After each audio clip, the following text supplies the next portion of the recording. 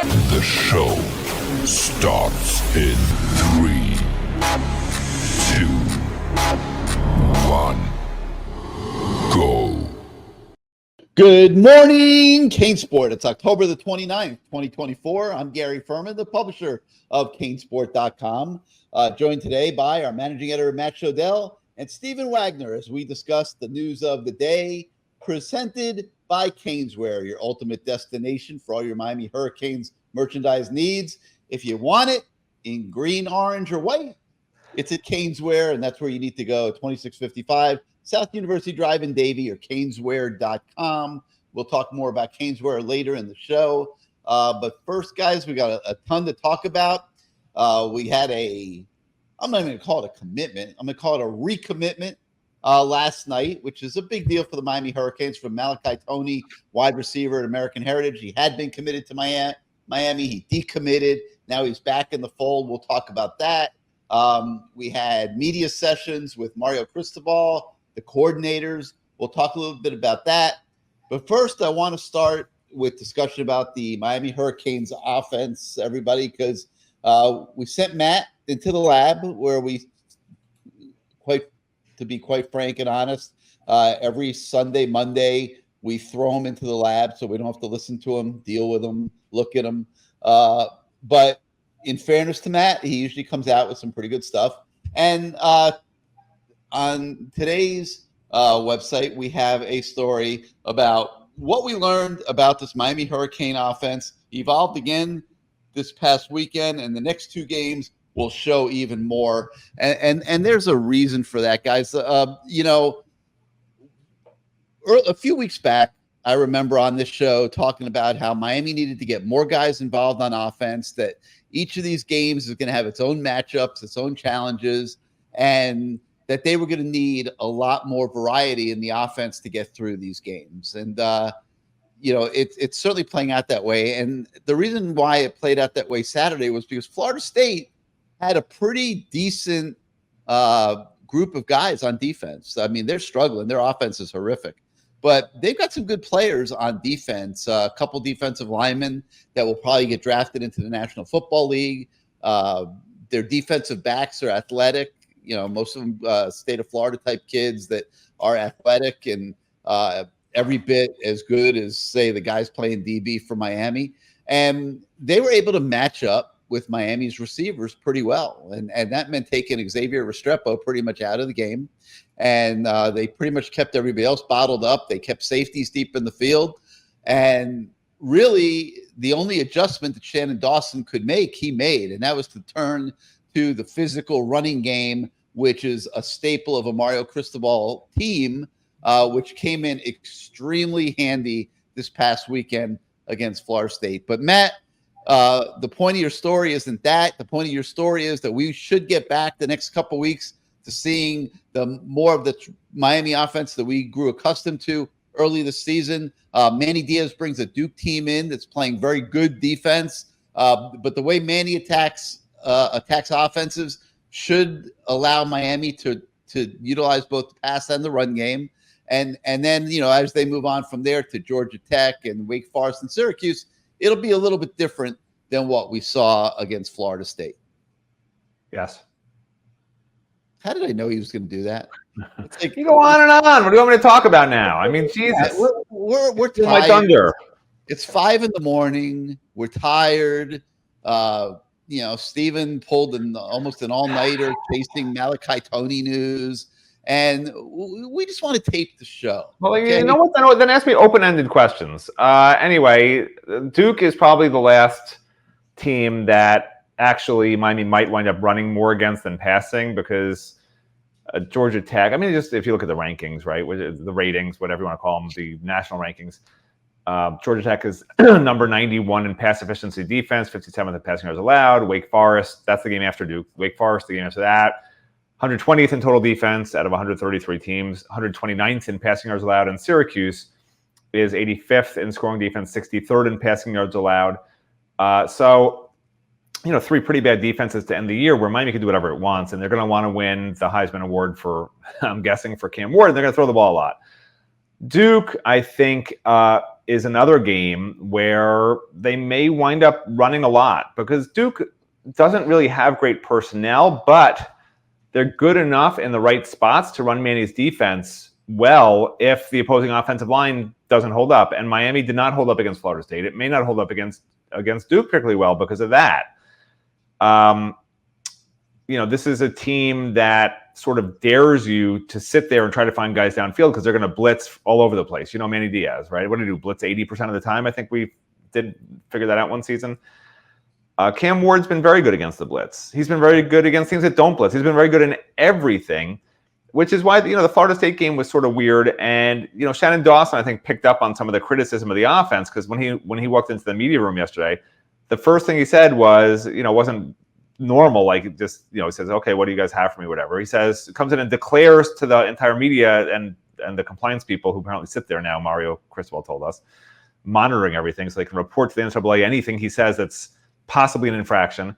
I'm surprised he doesn't ban them, but anyway, I would just ban them. That way they can't do anything to you. Anyway, he walks in and Shannon Dawson says to everybody, we averaged the most points per drive of the entire year, like really excited. And we're all like, okay, They only hit the ball 8 times. Yeah, they had 8 drives. They had 1 punt, But I mean, that he came in with that in his head. He was ready, man. To preclude any questions about why didn't Cam Ward throw for 300 yards? Why didn't Cam Ward throw for a touchdown? Why did your game plan not, if it worked correctly, not include anything from a potential Heisman winning trophy quarterback? Why did you have to give up? He was ready. Why did you have to give up on the passing game in order to run the ball 40 times?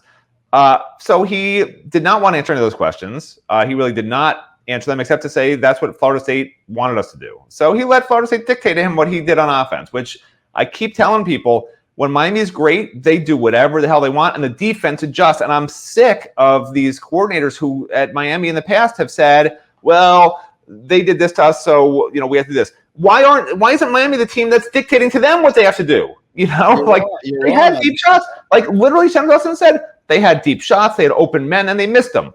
But that doesn't mean pack it in and just run the ball every time. Even though I understand they were successful running it, they could have done whatever they wanted. Yards to carry, you just run the ball. Yeah, they could have done whatever they wanted against Florida State. But you know what? Don't tell us that Florida State dictated to him what he could do on offense. They could have done whatever they wanted against Florida State on offense. And if they couldn't pass the ball against Florida State, which by the way ranks, I'll tell you real quick, Florida State, okay, they played 8 games. Their pass efficiency defense, which is a number that matters, is ranked 82nd in the country. So don't sit there, Shannon Dawson, and tell me, oh, we couldn't possibly pass against their amazing secondary. How can you expect us to do that when they were playing off a lot and they were bracketing Xavier Restrepo? I need to go get some ice cream now. Bye, everybody. He literally said that. He said he loves getting ice cream with his kids and he's glad it's a noon game. The Shannon Dawson interview yesterday was off the rails. Like, he's happy it's a noon game. He's happy it's a noon game because he can get some sleep and go get ice cream with his kids at what's that place off Sunset? At Whip and Dip. He better hope that he has a good game against Duke because otherwise Miami fans will be waiting for him at Whip and Dip at 6 p.m. to berate him for once again not letting Cam Ward throw a touchdown pass or get 300 yards. I'm going to listen, Shannon Dawson. Guys, because I'm going to go to campus today and I'm going to get annihilated if they recognize me about you. Half your head's missing when you put that thing on. You're literally missing a piece of your brain in whatever the hell you're doing over there.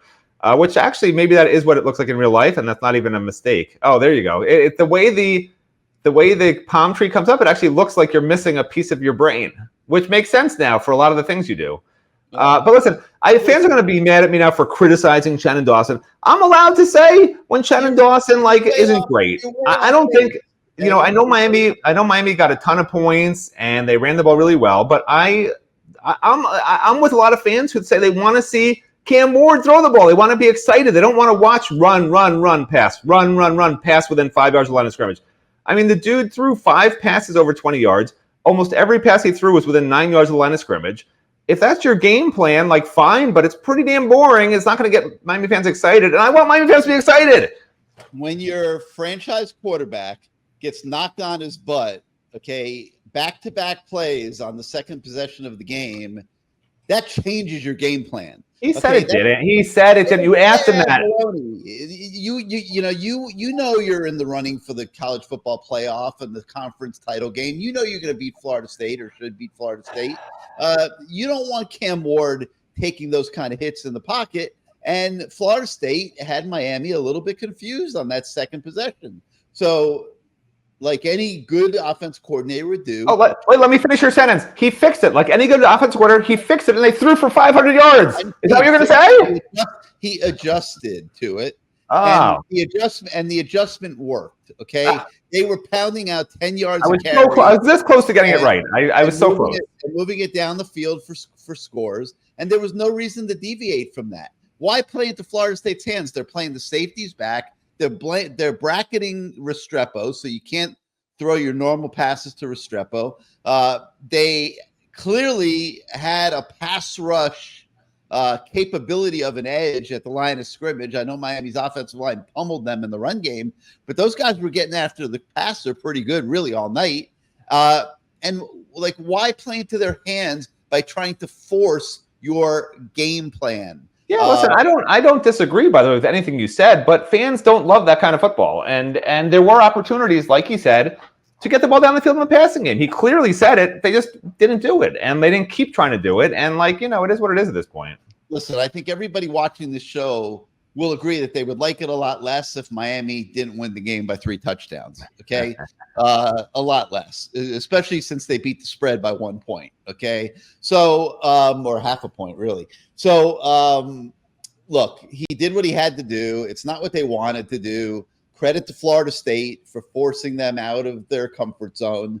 But at the end of the day, this team has been built from the inside out, and they were ready to pound it out if they needed to. And credit to them for being ready, and credit to Mario and Alex Mirabal for having those O-linemen ready to rock in a smash mouth game.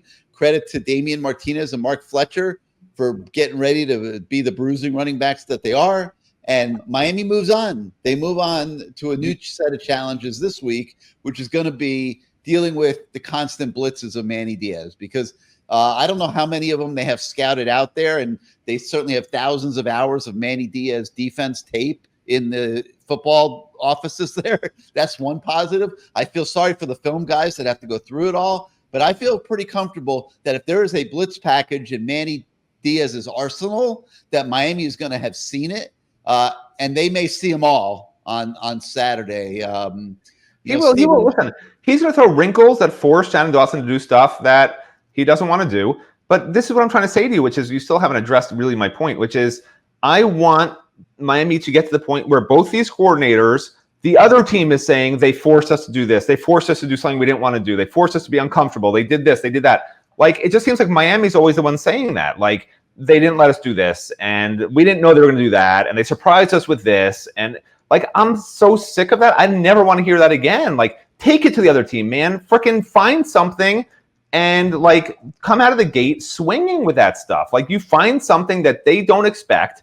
You put it in the game plan early to put them on their heels, just like what Florida State did on defense that second series, and you hit them with it. Stop having this keep happening in Miami. I understand Miami's winning all their games and stuff, but, like, these coordinators, I just want them to take it to the other team, period, and, like, show this other team, like, little wrinkles that they haven't shown every single game. There should be a new wrinkle we haven't seen, something to surprise the other team.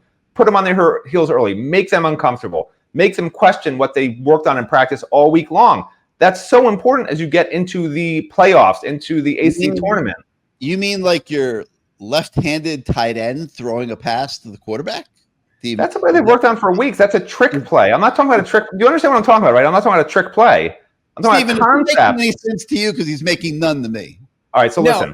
There are certain route trees, for instance, a receiver runs, right? The other team, studies those route trees, which Florida State did, and which is why Shannon Dawson said, they knew our route trees. How are we going to get open?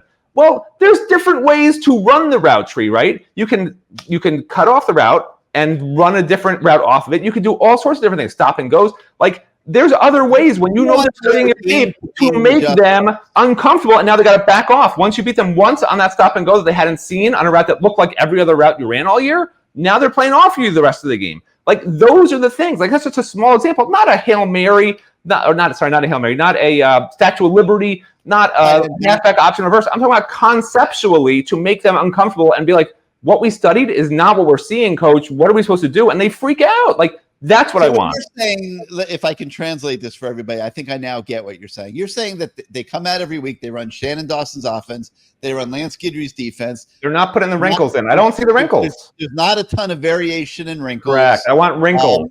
Wrinkles off the concepts. That's it. Just wrinkles off the concept on both sides. You want to see other teams have to adjust more to Miami. Correct. And it's a valid point. I can't remember the last time we had to hear an opposing coach say they had to adjust. Yeah, they say like this is one of those games where they always seem to say like we knew what to expect, but they beat us. They were better than us, but we knew what they were doing. That's what we keep hearing from the other side. And like at some point the other team's going to be as good as Miami in the playoffs or the ACC tournament, and they're going to need these wrinkles that they're not putting in. Maybe they're saving them all for Clemson or SMU or for the playoffs. Hopefully they're saving them all, but I have a feeling they're not. I think they feel like their systems are good enough. The players understand it. We'll just run that. That's what it seems like to me because it's the same stuff every week. Well, when you're 8-0, your argument doesn't hold a lot of water, but right. Well, that's right. But they could be 6-2, right? And they're also in a season where there's a zero margin of error. I mean, there really isn't. If Miami loses a game, I'm not sure they get into the ACC title game, and I'm not sure that they get into the college football playoff. I mean, right now there's 25 teams competing. I mean, listen, like if Shannon Dawson didn't get ice cream every day with his kids, I think they'd be able to put in some wrinkles into the offense. I mean, that's the problem. The ice cream is if we could shut down Whip and Dip, boycott Whip and Dip, I think we'll have a much different looking offense. So I'm hoping that is something that Miami fans can make happen. Steven, you've been silent for 16 minutes. I'm going to give you a chance to weigh in on this foolishness that's coming out of the panel to your right. I was hoping that you would have just completely forgotten me. I was really hoping that you just kind of forgot that I existed. Because that would have made my job a hell of a lot easier. We should have done the whole show. Gary, really wanted to hear your opinion. So rude. We should do a whole show where we just ignore the person who's our guest, and then we're like, "Thanks for joining us. Good morning," and never even let them speak. That would be a great show. That would have been so great because then I can brag to everyone about my productivity and I'm on so many shows too. In addition, Steven, you're not understanding. The problem is it's going to be me. Gary's going to have me not talk the whole show. You'll be talking, believe me. He's not going to do it to you. He'll do it to me where I'll just sit here the whole time, make me waste my time. I got a button, Steven. All I got to do is mute him. All right. Well, if I have to talk, if I'm forced to talk, I guess I would say that I can kind of see both. I think that I can kind of see both sides because on one hand, Miami's offense especially has not really shown a ton of creativity. I mean, most of the creativity and the explosiveness that we've seen this year, quite frankly, has come from Cam Ward improvising, him doing his thing where he just kind of bounces in the pocket. He just rolls around. He finds ways to extend plays time and time and time again. And he takes the plays that Tyler Van Dyke was running last year and he turns them into touchdowns. He makes Shannon Dawson look freaking awesome. I mean, I think I can't remember who had this quote originally, but there's no such thing as a good coach if you have bad players. And great players make every system look freaking fantastic. I do kind of think that this is what Cam Ward is doing with the offense right now. He is taking an offense that I think is, a solid B to B plus level in kind of, efficiency and creativity because, Dawson did show last year that he is capable of scoring points in this offense with Tyler Van Dyke. But Cam Ward is going out there and he's scoring 45, 50 points a game every single night. With these exact same plays, with these same concepts, there hasn't been, a ton of structural adjustment. And maybe there is, one wrinkle here, one wrinkle there. But structurally and foundationally, I mean, the offense is pretty much the same from what we've seen last year. And would it be really nice if defensive coordinators were looking at Miami's offense and having to say, well, we're not going to be able to blitz in these situations because, Miami's going to take us out of it. Miami is going to do stuff to us that's going to affect the way that we want to run our stuff. Yeah, that would be really nice. But But what else really doesn't matter to a lot of people? Excuse me. Let me rephrase. It does not matter at the end of the day how many points you score, how many Heisman trophies you win, how many guys you put in the NFL, as long as you are bringing home championships in Miami, whether that's ACC championships, whether that's national championships, just all kinds of championships. I mean, look at, say, like a John Calipari situation at Kentucky, where he was bragging about, we've put so many guys in the NBA, we've had so many first-round picks. Kentucky fans didn't really care about that. Kentucky fans cared about how many games you were winning, how many championships you were winning, all of that stuff. Miami could run the freaking wing T offense and win these games 3-2 and 7-0. They could look like the Iowa freaking Hawkeyes. But if they were winning every single week, I guarantee you Miami fans would not have a single complaint in the world. So at the end of the day, the amount of points that you scored, the number of Heisman winners that you have, I mean, fans would immediately trade all of that stuff for championships. I mean, don't you think Ohio State fans are kind of feeling that way? With the shortcomings that Ohio State has had in recent years? I guarantee you that Ohio State fans, if you were asked, hey, man, would you rather be able to brag about having a Heisman Trophy winner, having another Heisman Trophy finalist, having 6 All-Americans, and having 3 guys go in the first round of the NFL draft, or would you rather have a national championship? They're going to say, I'd rather have a championship. Fans don't give a crap about any of that other stuff as long as you're winning. And for now, Miami is winning, but I put a big fat asterisk next to that, because that definitely is a 4 now, because Miami definitely could be 6-2 right now. Yeah, they could, but they're not. And they're 8-0, and we got Duke coming to town. And Matt's breakdown of the offense is on the website today. You guys can make sure you check that out. And we did also get to spend some time with Shannon Dawson reviewing everything that went on Saturday. And, I asked him about the sacks. And the first one was a total communication breakdown. So that's just something that they can fix. Should be pretty easy to fix. Not a big deal. The second one was a pure sack where, the O-line just got beat and he was sacked. But we're not used to seeing Cam Ward get sacked so much this year. I think he's been sacked 11 times he was sacked 11 times in the first 7 games. So that, considering how much Miami throws the ball, that's really not too terrible. But we also talked a little bit about Mark Fletcher and, him fighting through the pain of losing his dad last week, how there never was really any doubt that he was going to play in the game, and that his dad would have wanted him to be out there, which he was.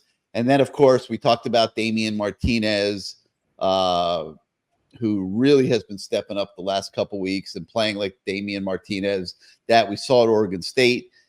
This week he averaged almost 10 yards a carry, which was really sensational. So the big challenge for the offense this week is getting ready for all of these blitzes that Manny Diaz is going to bring. And I feel pretty sure, Matt, that Shannon Dawson, like I said earlier, there's a lot of tape of Manny Diaz defense in that building, not just from this year, but obviously for the years that he was at Miami.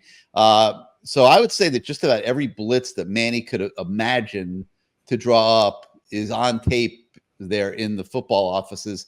I'd hate to be the guy tasked with making the cut-ups, but I feel pretty certain that they're going to have cut-ups of just about all of them ready for the offense to look at here this week. The reality is that this year is going to get the emphasis because you can only do so much in 1 week. This is not an entire offseason preparing for Duke, okay? They literally have short practice on Sunday, little walkthrough type stuff Monday, full practice Tuesday, full practice Wednesday, walkthrough stuff on Thursday. I mean, they're not going to be studying 20 years of Manny Diaz film and looking at all of his blitzes, okay?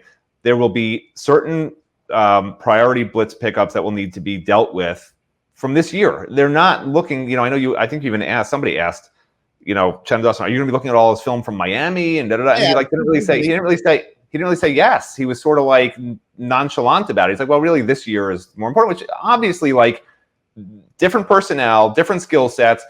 He was at a different program before he was at Duke, right? He was at Penn State, and so like this is not the same stuff he ran at Miami. And as a matter of fact, I think that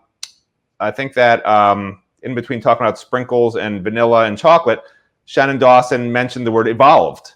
And he said that Manny Diaz has evolved. Poor guy takes his daughter to the ice cream shop and he has to wake up and listen to How long have you been doing this? Have you ever heard a coach? Have you ever heard a coach say that he's glad for an early game so he can go get ice cream with his kids? Ever? No. In any program around the country? You mentioned it already on this show. I've never heard anything like that. I just can't get over it. Anyway. I mean, so this little girl to whip and dip to get a little ice cream. So if Miami is preparing for what Manny Diaz ran at Miami in 2018, if they're preparing for what he ran at Penn State, they're gonna have a lot of problems. So I'm glad they're not listening to you talking to him, asking him, aren't you studying the blitzes you did at Miami, in the 19th century? Like, I'm glad he's not listening to that, because what Manny Diaz is doing this year with this Duke team, with this Duke personnel, is what they should be preparing for. It is what they're preparing for. They don't have time to look at the last 20 years of Manny Diaz film. Unbelievable. It makes sense that he's at least cross-referencing all the blitzes they can find and making sure that he's got a pretty good handle on things. Should he have to adjust to certain strategies during the game? Things are a little bit more simple for Lance Guidry. Duke's got one of the worst offenses in the ACC. This does not figure to be the most challenging of weeks for the defense. Like it will be for the offense because of all the blitz packages. But Lance Guidry talked a little bit how the defensive backs played better against Florida State. He was happy with all that, but Florida State had terrible quarterbacks. Didn't have much of a passing game. I'm not making too much of all of that, to be honest. I mean, am I wrong, Matt? I mean, it really was a pretty easy week for the defense and figures to be another one this week. Yeah, like I said yesterday on the show when you allowed me to speak, bad plus bad equals good. Bad offense plus a bad defense makes the defense look good. And Miami did look good on defense, and I think Miami will look good on defense again. And like I said before the FSU game, I hope Miami isn't fooled into thinking all of a sudden everything's fixed on defense when they run into some of the better teams. And tomorrow we'll start looking at some of the remaining defenses Miami's going against. But I think there's at least a couple that are good. And obviously Duke is pretty good. On the other side of the ball. They have good offenses. Sorry. They have good offenses going against this Miami defense is what I mean, right? So Syracuse has a good passing game when they're not throwing interceptions. Wake Forest actually can pass the ball a little bit. And Duke cannot. Okay. And Georgia Tech, it depends if they have Haynes King back. If they have Haynes King back, he's a good passing running option guy. So Duke is probably the last easy offense Miami will face if Haynes King is back. But this should not be a game that's a problem at all for Miami, regardless of Duke's 6-2 record and almost upsetting SMU. SMU had 5 turnovers. Like I said yesterday, Miami is 3 turnovers better than Miami. So if Miami is -3, it's a close game. Miami's not been turning the ball over. They're making good decisions. The running game's pretty good. As long as Mark Fletcher holds on to the ball, he had those 2 fumbles last couple of games, which wasn't great. One of them lost. So as long as he's protecting the ball a little better, they'll be fine. Duke is not good on offense. Duke is really good when they're aggressive and the other team has no answers. But I think Cam Ward, believe it or not, I think he actually will do pretty well this game because Manny Diaz's defense is really successful against quarterbacks that aren't able to make quick decisions or get receivers that are able to get open fairly quickly in one-on-one coverage. I would argue that Miami is the opposite of that. I would argue Cam Ward can make quick decisions. I'd argue that Miami can get receivers open very quickly. So I actually think Cam Ward is going to put up some decent numbers this week. I think Miami offensively matches up pretty well with what Duke does on defense. We'll see what happens. But remember Duke has played some average to sub-average offenses already. So it's sort of, it's not like, Elon, Northwestern, UConn, Middle Tennessee, North Carolina, Georgia Tech, I think without Haynes King. Florida State's offense is awful. And then obviously, I think SMU played a not real good game. And Georgia Tech, when they played, did not have their starting quarterback. And Georgia Tech still had 24 points on Duke in that game with they did have Haynes King in that game. Sorry, they did. So and Haynes King did fine, for what Haynes King does. He ran for 30 yards, 267, a couple of touchdowns. And then last weekend, SMU against Duke threw for 258 yards.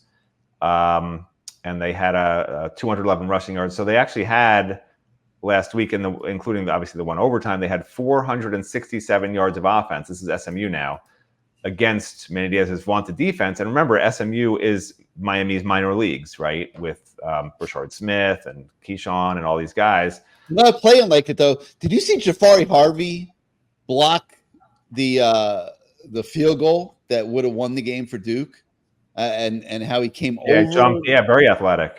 Oh my God, very athletic. Yeah. No, listen. I'm not saying that they're I call them the minor leagues because they're not at Miami anymore.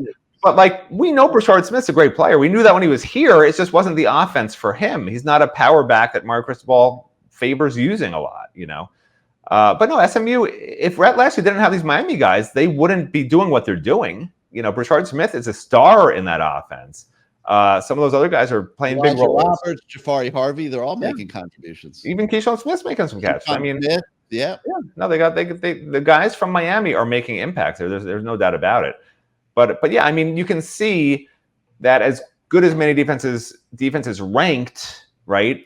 When he played Georgia Tech and SMU, probably the two best offenses he's faced, and they're not even that great offenses, Like I said, SMU 450 plus yards, Georgia Tech had 24 points, and then other than that, they're playing not real good offenses. So I'm not freaking out over the Duke being a top 20 defense. I think Cam Ward's going to put up some numbers against this team. I really do.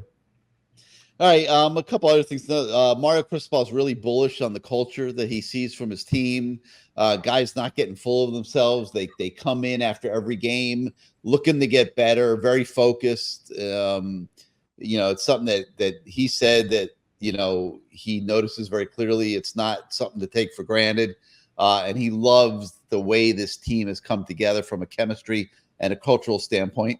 The other big thing with Mario's recruiting, and they've been getting very, very good responses from a lot of those recruits that were in the stands on Saturday night. We've been bringing you stories on a lot of them every single day, more today. We've got a story on 300 2026 athlete. He's is it he's or he's the Stephen Kent? Hezzy Kent. That's on the website today. We have a by the way, they do a pronunciation guide that comes out with the roster card in the press box. Do you guys know how to pronounce Jadais Richard as the Miami Hurricane Stephen? How do you say it? Is it Jadis? Yeah, it's Jadis. I didn't always saying I was saying Jadais. Jadis? Yeah, it's Jadis. No, you're right. It's Jadis. Okay, can I get back to talking about practicing? I've been saying it wrong this whole time. What you've been saying? What? Jadais. Yes. Jadais. Oh, I thought you were saying Judas. Oh, no, it's Jadis. Okay, is it okay, Matt, if I get back to recruiting now? Yeah, I just couldn't believe his name was Jadis. Okay, well, now that we got that straight, we also have a story on the website today talking to a Miami legacy recruit, Tampa Bay Tech 4-star 26 interior offensive lineman Cannon Pickett. He was at the game on Saturday. It's the second time he's been to Miami this fall. He says Miami's the real deal and a whole lot more. You could check out what Cannon Pickett has to say on the website today. And we had a story with a kid that's really having a monster high school season. He's a Miami commitment, Orlando Jones, 3-star quarterback, Miami commit Darion Coleman, another 2026 recruit. And man, he says that Miami, keeps seeing everything he needs to see. And Darion Coleman seems very locked in with the Canes. But Stephen, the thing that I really wanted to talk to you about on the show today from a recruiting standpoint is the recommitment of Malachi Toney. Had committed to Miami, I guess, a few months ago. seemed very solid, then suddenly announces that he's decommitting. And that was weird because usually when that happens, it's because a kid wants a better NIL deal. And we already know that Miami is very competitive in the NIL arena. And really, with most kids, is not getting into this wheeling and dealing, situation on NIL. Like they pretty much have a pay scale, so to speak, based on position that they have for their players and the recruits, and they try to stick to that because you got to have a plan in this crazy world of NIL. Malachi Toney decommits, which we took as a signal that he wasn't happy with his NIL deal and wanted to fish around a little bit more. Last night comes back into the fold. Steven, what's your read on the whole Malachi Toney situation? Yeah, so whenever he decommitted, I, like a lot of people, kind of thought, well, that might be it for Malachi, especially if he's looking, especially if this is a kid who, NIL-wise is looking for a school that's willing to overpay, because we do know that there definitely are some recruits who, they like to shop themselves around a little bit. If one school is willing to significantly overpay, then those players will end up going there.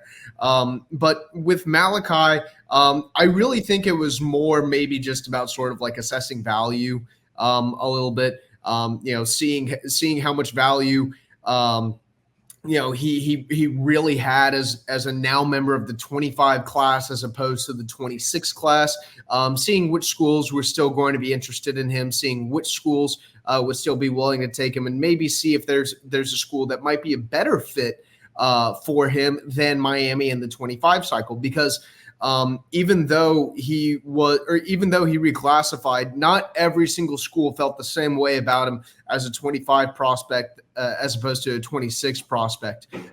Alabama, for instance, they kind of pulled back and cooled off a little bit on him just after he reclassified as a 25 recruit. And what that tells me is that Alabama was very interested in him and liked him a lot as a 26 prospect, but maybe they didn't like him quite as much as a 25 recruit. Miami loved him both as a 25 recruit and as a 26 recruit. Kevin Beard was all over this recruitment. Even whenever Malachi decommitted, nothing changed about the relationship that he had with Miami. Miami was still recruiting him very hard. Kevin Beard was still all in on him. Mario Cristobal was still assisting, and Mario Cristobal was still involved too.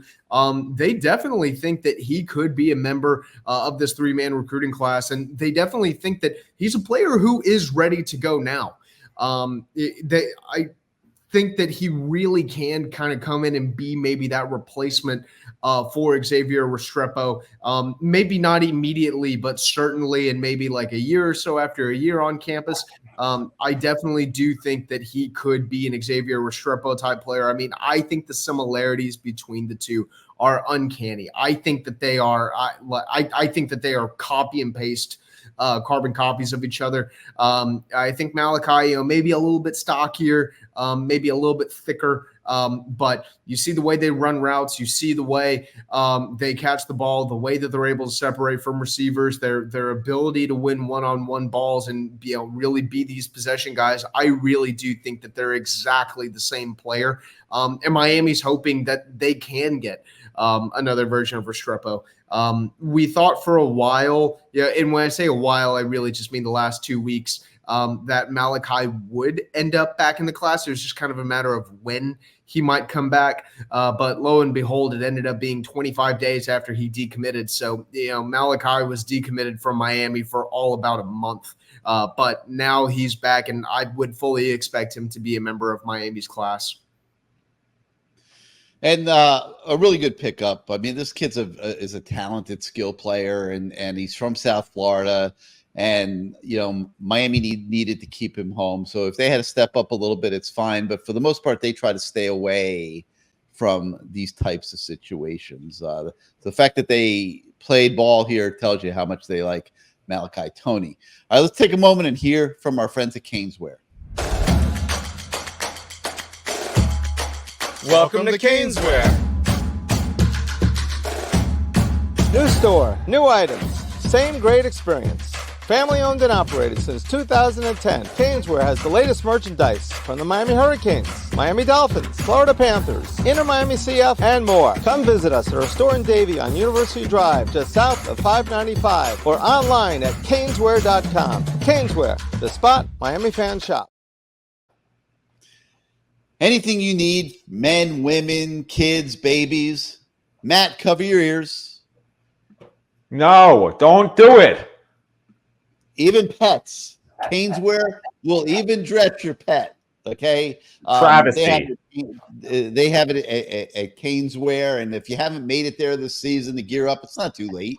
Heck, we're only at the beginning of November already. Like, when is it ever too late to get your favorite Cane stuff? And home game at Duke this weekend. You can go to CaneSport before the game, 15 minutes north of Hard Rock Stadium.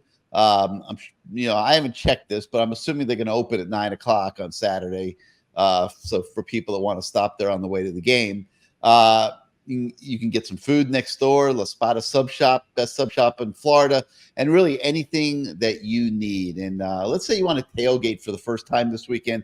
They even have your chairs and tables and all anything you can need for tailgating as well. So check them out. 2655 South University Drive in Davie, or caneswear.com. You won't be sorry. They got some really good stuff in that store. And a final note I'll make today is that if you are not yet a subscriber to CaneSport.com, please get on over to our website, get yourself a subscription. We want the whole fan base together in our community. Everybody has a great time talking about the Canes every single day on our message boards. We do everything we can do every day to make your fan experience the greatest that it could possibly be. Get on over to CaneSport.com, get yourself a subscription. You will not be sorry, and your subscriptions do allow us to do what we do every single day. So we really appreciate it, and hope if you haven't joined us yet, please do so today. We will continue the build-up for the Duke game all week long. Program note, tonight we got our CaneSport live show at 8:00. Hope you guys can join us for that. And then tomorrow night, we will have the Lamar Thomas show, as always, on Wednesday nights, and that's always a great time as well. Make sure you join us for that. We're also expecting some more commitments this week. So we are on commit watch. We can't spill the beans just yet. But be ready for some more action in the recruiting arena here as we go forward this week as well. So for Stephen Wagner and Matt Shodell, I'm Gary Ferman. Thank you so much for waking up with us today, and we will see you next time, everybody.